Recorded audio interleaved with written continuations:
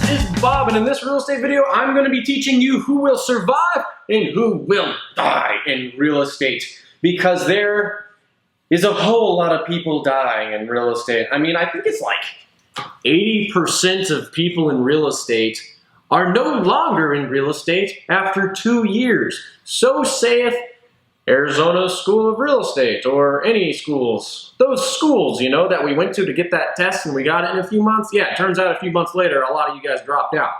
So the main thing here is, what are the main characteristics, what are the reasons why you will die? And also, who are the people who ultimately thrive? And some random observations I probably made along the way. So, who died? Who's not gonna make it? Maybe you should consider these things about yourself and maybe flip it around. So, who will die? Okay, there's the guy who wants to make $1 million a week ago.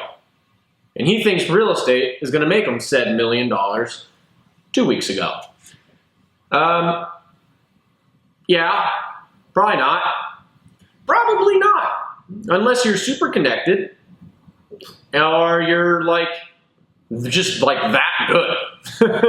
But honestly, you're probably not. Because for the most part, real estate doesn't work like that. You can be a 10 out of 10 in knowledge, a 10 out of 10 in practicality, a 10 out of 10 in knowing the market, and you can still get no deals. That's just the hard truth of it. The other person, so that person normally leaves because they their expectations were too high, so every single day they don't make $1 million, they get depressed. And then the other thing, the hard psychological fact of the people who do that is, for the most part, they're joining real estate as an escape from their own reality, if that makes sense. And because now they are in real estate, everything they wanted to happen in their lives will now just magically happen. If you feel like you know someone like that, then please call a hotline, because, you know, it's not healthy. It's not healthy to, you know, get all excited for yourself and, you know, use real estate as a scapegoat. Because it could get really dangerous, because you're also most likely, those people who have that mentality will just kind of quit that job that they hate, and then they have no income, and then they die. You know, not die, but like they lose their house or something. So that's me helping. The other person who doesn't fully make it is the one who's like, oh, I'm just gonna go in it, you know, part-time, and the other part of the time I'm gonna be like a waiter, and the other part of the time I'm gonna like, you know, paint, and the other part of the time I'm gonna like just, you know, do photography, and the other part of the time I'm gonna like bathe dogs. Yeah, here's the thing. You're probably that person who likes making a few bucks here and there, and they keep it loosey-goosey, and they do 1,000 different things, and I will say I can even fall into that trap. But the thing is, oh, and the other thing about you is you probably know tons of people, sorta, and you think you can magically convert them into them working with you in real estate. And maybe for some of you, that might actually be true, because knowing a ton of people in the right places who are looking to buy or sell, they're all in that position. You really need to look at if they're in that position, that life stage or something like that, to gauge if there's actual value in that. Otherwise, there's not. So just be careful with that. Because the main thing is, you actually do need to focus on real estate. You can't just do it an hour a week and expect to get listings or buyers. You really do need to at least make this a part-time job and expect to make it a full-time job someday. By part-time job, I'm talking you need to do a minimum of 3 to 4 hours on this a day, or on average. And you need to have a strategic marketing plan, or a strategic plan somehow. Don't do it loosey-goosey, it won't work. You need to actually look into your contacts that you think you know, and you need to actually see if they are convertible. If they're not looking for houses, then it doesn't matter how many people you know. They still don't want a house. And you having a real estate license ain't gonna change that. So, those are the two biggest people. Oh, the third person who comes into real estate and usually dies quite quickly is the person who just graduated from something and they didn't get any other jobs, or they don't like the idea of corporate life and they want to have this other life, which I totally agree with. I hate corporate life. I hate this life. I hate, being told what to do. I hate having to do something because someone told me that's the best way to do it. However, if that is someone who fits more your mold, who I can also attest to some degree, you need to make sure that you have true self-drive, that you really want this in particular, because you don't want to join this industry just because you hate that. Just because you hate that life, corporate life, whatever life, doesn't mean you're going to love this. It doesn't mean this is necessarily the right fit for you. Don't be so focused on the fact that that is not the right fit for you. You need to test the waters and make sure that this will actually work for you. There's a lot of solutions to your problem. It might not always be real estate. But with that said, if it is, if you really don't like the corporate life and everything like me, it's like, yeah, real estate's friggin' awesome if you have the right characteristics, and especially self-drive and honestly self-honesty.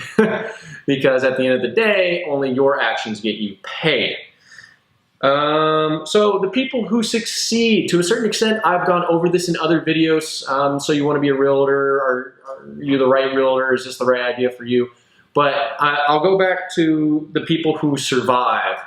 And that's basically the people who really have a lot of self-drive, and can fully take upon themselves the responsibility for their own actions.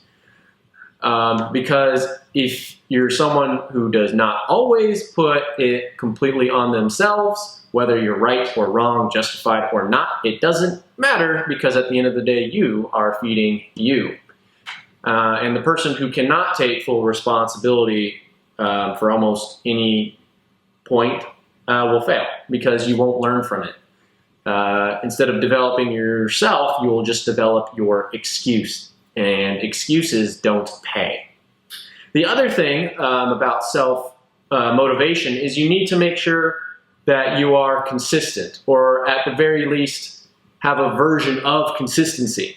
Some people, and the people who do especially great in sales in particular, they're consistent every day. In real estate, it really does help to be the morning person, because you're up before everyone else. The MLS gets updated, LoopNet gets updated, all these things get updated. You know it before everyone, you're hitting the phones at 9 and you have everything ready to go, and you're already chipper because you've been up for like 3 hours.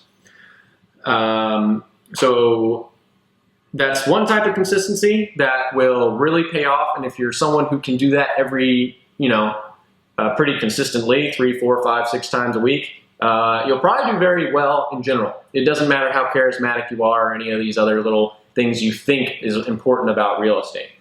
The other type of consistency, which you probably haven't heard anywhere else, is project-based consistency, which I've made up because that's who I am. I'm really the kind of person who, if I don't feel like working on Monday, then I'm probably going to be pretty worthless on Monday. However, if I feel like doing a specific project, and I feel like doing enough specific projects, so if I want this project really badly, I'm also the guy who will wake up and not sleep well until it's finished. And that could be for a week, straight week. I might work 70, 80 hours. But then like the next 3 days, I might do nothing just because I don't feel like it. But because I'm consistent enough in that, because I'm so diehard when it is my time to go, I generally do better. However, that's not always the best for people who only do sales. And the thing about me is I'm more of a, I operate as a lot of different things, and I grow a business, and I do a lot of marketing for my brokerage. So I do a smorgasbord of things. So to an extent, what I do is a little bit different than just the sales guys. And the other thing, the last part I'm going to say, is being in the right industry. Everything in real estate is different. The property manager is usually nothing like a sales agent, and a sales agent who sells houses is nothing like the person who sells commercial real estate. They ain't the same. They are not the same person. They've never met. And if they did, they wouldn't like each other that much. At least probably not. So the other thing too is it would really help you to know the personalities of each industry. I think I've done a video on that. Some truths on that. So you probably want to see that, because while the underlying thing is still just self-drive, you know, the culture of each industry still does matter, and it does give some reveals to what type of personalities ultimately succeed and you'll fit into and fit with more long-term. So pick your right industry. So that is everything on whether or not you will survive or die in real estate. If I left anything out, if you'd like to comment, have any more questions, please leave them in the comments. And if you like this video, please like it. I always like it when you like it. So have a good one, guys. Bye.